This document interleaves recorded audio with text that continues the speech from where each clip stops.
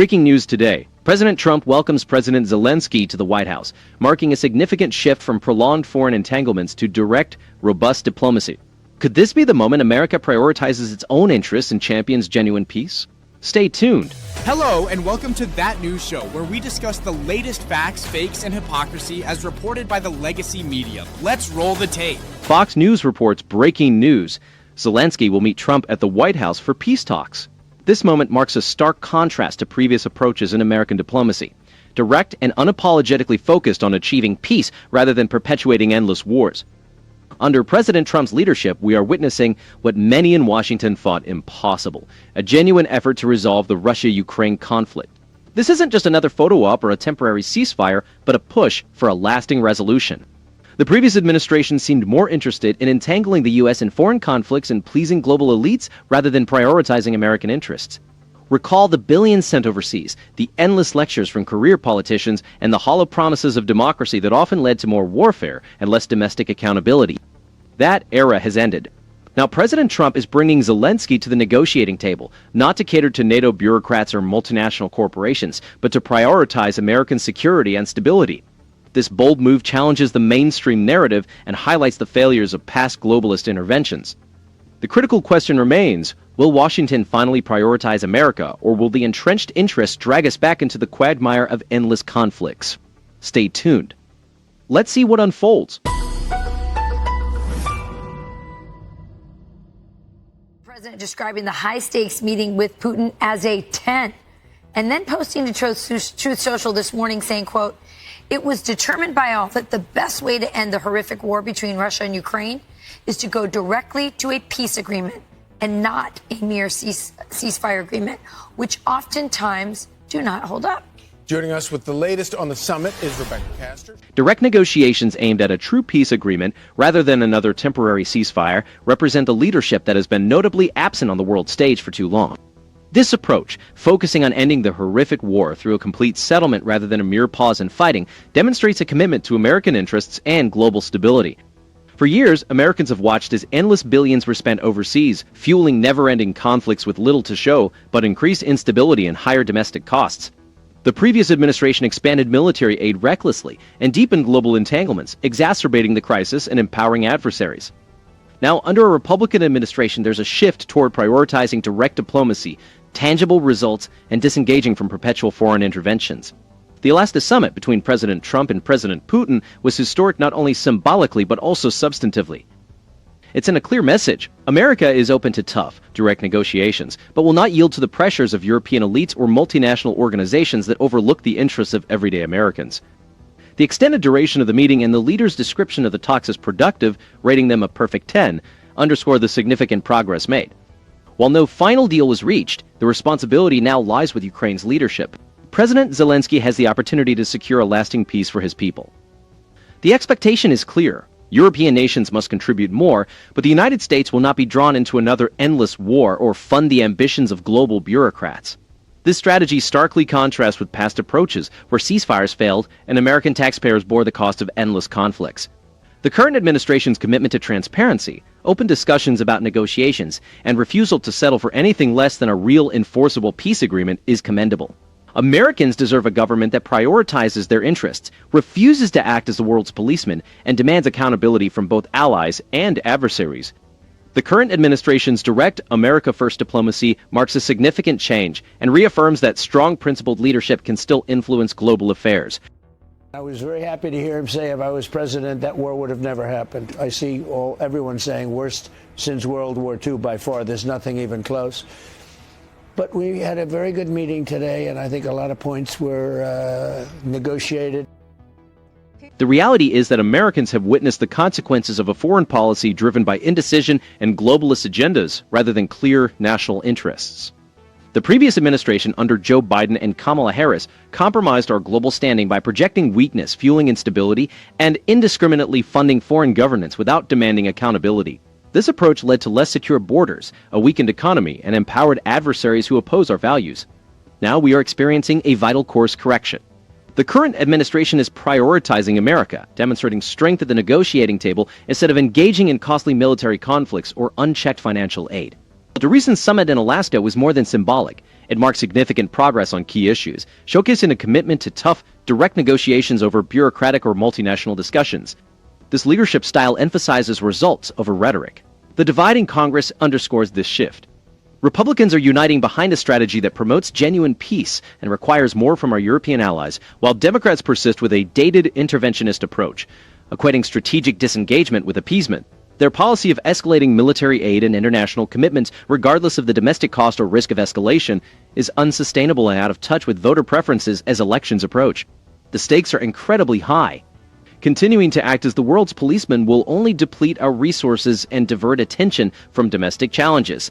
Americans are weary of paying for endless conflicts and yielding to the dictates of unelected global elites whose agendas do not align with our interests or values.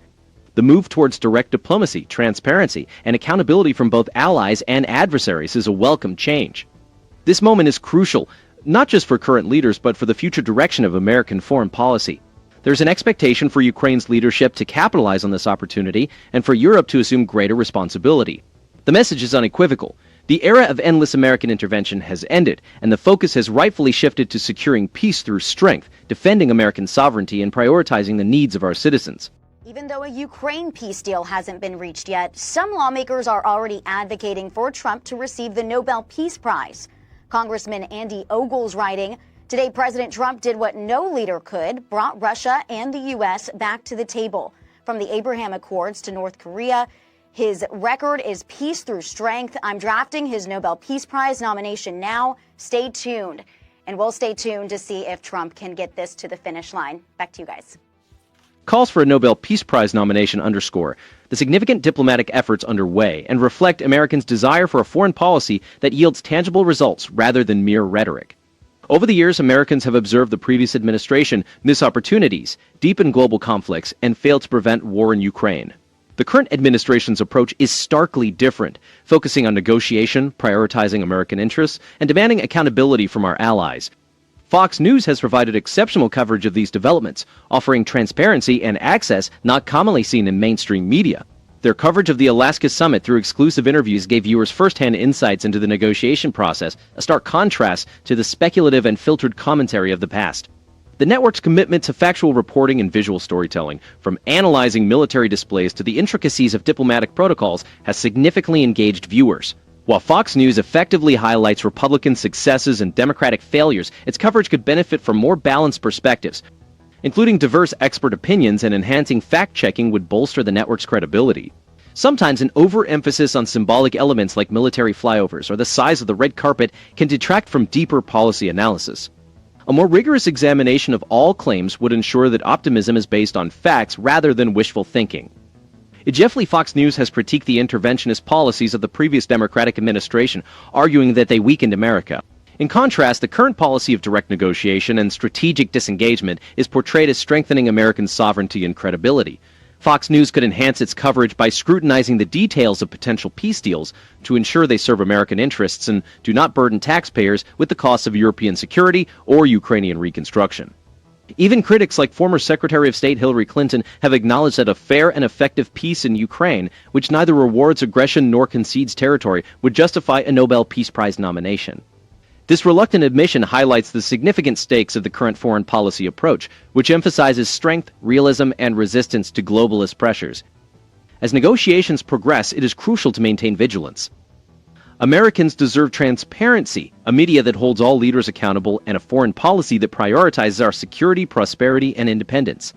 The outcome of these talks will not only shape the future of Ukraine and Europe, but will also set a precedent for how America engages with the world on our terms. Okay, so I love in this interview that immediately President Trump starts talking about the elephant in the room, which is China. Yeah. The real enemy of America in this situation. China has long been an economic powerhouse, and it's refreshing to see its challenges finally acknowledged openly.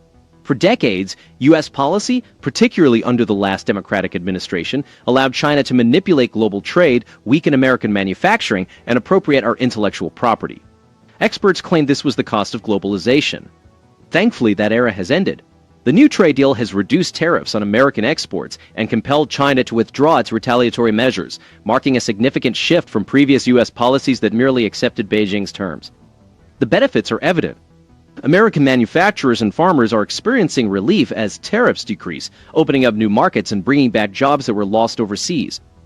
For American families, this translates into more stable prices and a stronger dollar, bolstering confidence that the government prioritizes American workers. The administration's decision to grant tariff exemptions on items like smartphones and electronics demonstrates a nuanced understanding of global supply chains and their impact on consumers and businesses. This approach strategically pressures China while safeguarding U.S. economic interests, moving away from broad policies that previously burdened American households. This stands in stark contrast to earlier policies that favored multinational corporations and pursued globalist trade deals, neglecting domestic interests. The previous administration's strategic patience only served to strengthen China, allowing it to expand its influence, undermine our allies, and forge closer ties with Russia, thereby increasing global tensions. Now the focus is clearly on American interests, moving away from sacrificing our sovereignty to support a flawed international system. For small business owners, the effects are immediate. Reduced tariffs on American products enhance their competitive edge abroad, while maintaining certain tariffs on Chinese imports prevents market flooding that has historically harmed U.S. industries. Farmers, particularly hard hit by previous retaliatory measures, are seeing fairer conditions. Additionally, consumers are benefiting from stabilized prices on electronics and other essentials, thanks to intelligent, targeted exemptions. Looking forward, the administration's practical approach to China is precisely what America needs. Gone are the endless summits yielding no substantial outcomes. Now, negotiations are result-oriented, focusing on tangible benefits for American families, workers, and businesses. The message to Beijing is unequivocal. The U.S. will not tolerate bullying or support the growth of a regime that undermines our values and lifestyle. Despite concerns from Wall Street and globalists about potential disruptions to the international order, the truth is that ordinary Americans are weary of bearing the cost of policies that enrich a select few at the majority's expense. The new direction prioritizes economic freedom at home, protects our industries, and ensures that America sets the terms of engagement. The stakes are high. Failing to address China's economic aggression risks not only our prosperity, but also our independence.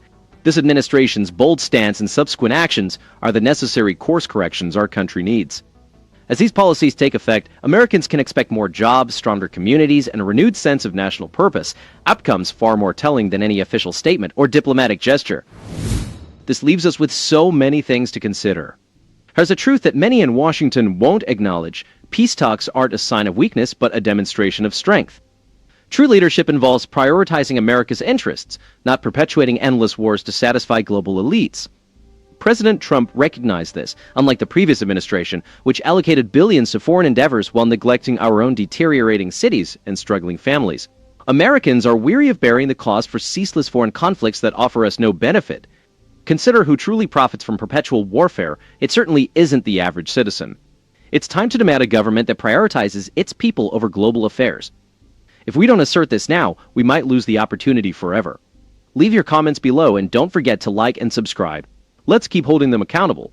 Good day, good evening, and good night.